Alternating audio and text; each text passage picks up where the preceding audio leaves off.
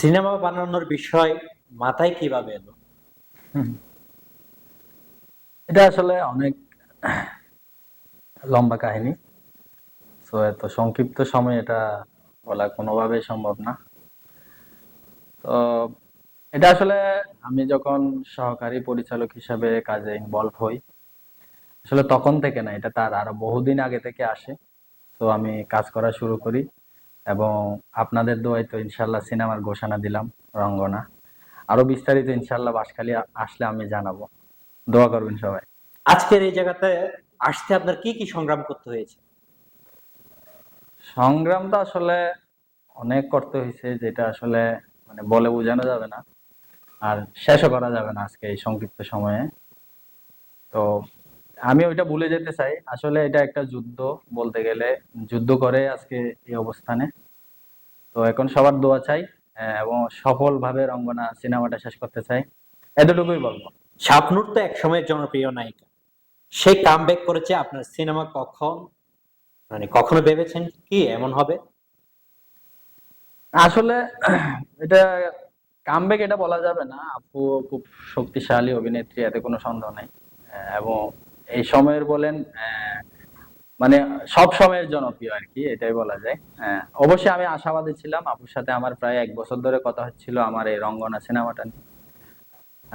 এবং আমাদের খুব কি বলে এটা, দীর্ঘ পরিকল্পনা এবং গোছানো একটা কাজ হবে ইনশাল্লাহ। আর সবার সহযোগিতা যেটা আমি চাই, সবাই বেশি বেশি করে দোয়া করবেন। পরিচালক হিসেবে নিজের প্রথম কাজ, এটা আপনার অনুভূতি কেমন হচ্ছে এবং প্রস্তুতি কেমন নিচ্ছে?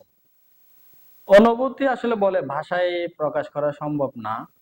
আর প্রস্তুতির কথা যদি বলি, এবং এটা খুবই গোছানো একটা কাজ হবে এবং সমসাময়িক একটা কাজ হবে।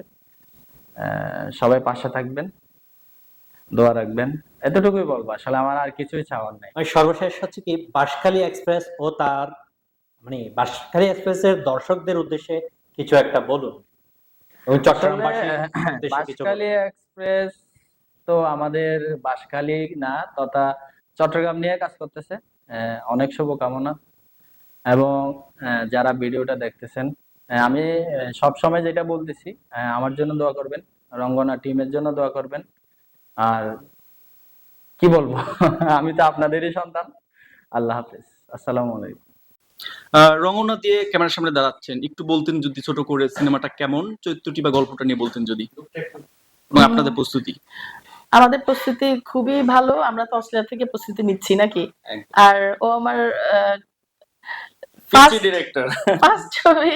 সে আমার কাছে বরাবরই, আমি নতুনদের সাথে কাজ করতে পছন্দ করি। এটা আগের থেকেও করছি। মানিক ছিল নতুন, তারপরে আজাদি হাসান ফিরোজ, যাই বলো অনেক মানুষ, তোমরা তো জানোই, এটা বলার কিছু নেই। সবাই নতুনই ছিল। এখন আমি নতুনদের প্রেফার করি। সে একটা কাজ নিয়ে আসছে আমার কাছে, খুব সুন্দর একটা গল্প। আমার খুব পছন্দ হয়েছে। গল্পের গানগুলো অসাধারণ। একদম। হ্যাঁ, আমি মানে প্রথমে ওকে, মানে আমি কি বলবো তোমাকে, ওকে বলছে কি আচ্ছা ও আমাকে নিয়ে কাজ করবে। আম, ওকে অনেক বলছি যে হ্যাঁ তুমি কেমন করবা কাজ, কি হবে তোমার সাথে, একটু কনফিউজ। হ্যাঁ, তারপর ওর সাথে যখন কথা বলছি, ও যখন আমাকে একটা গান শুনেছে, আমি তো পাগল হয়ে গেছে। ও মাই গড, তুমি সুইট একটা ছবি বানাও। থ্যাংক ইউ আফা। কিন্তু গল্পটা আমি না বলি, এটা মানে কি বলবো, এটা অনেক না, টুইস্ট আছে। এখন মানুষ গল্প বলে দিলে গল্প কিন্তু বলবো না। টুইস্টিং চলে যাবে। So, আমরা গল্প বলবো না, আমরা গান কি হবে সেটাও বলবো না। আমরা কাজ করবো, তোমরা দেখবে ইনশাল্লাহ এবং পর্দায়। আমি এটা আশ্বস্ত করতে পারি, আপু 200+ সিনেমা করছে, তবে এই গল্পটা অনেকটা ডিফারেন্ট, আলাদা। ইনশাল্লাহ। ইনশাল্লাহ আমরা নতুন ভাবে আপুকে পাচ্ছি, আমরা তো এটা সবসময় কোনো চেষ্টা সন্দেহ করি নাকি, ভালো কিছু করার চেষ্টা নেই। করি। একদম। তো আমি চাই যে তুমি ভালো কিছু করো। কংগ্রাচুলেশনস।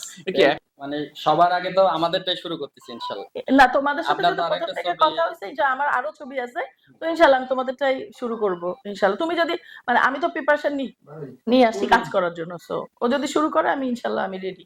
আর আমাদের রিলিজের প্ল্যানিংটা যদি বলি, আমরা ঈদে ইনশাল্লাহ আশা করতেছি, আর খুব দ্রুত শুটিং ইনশাল্লাহ। হ্যাঁ, ঈদে আসো, যাই আসো, আমার মনে হয় কাজটা ভালো করো। যখনই আসো কোনো সমস্যা নাই।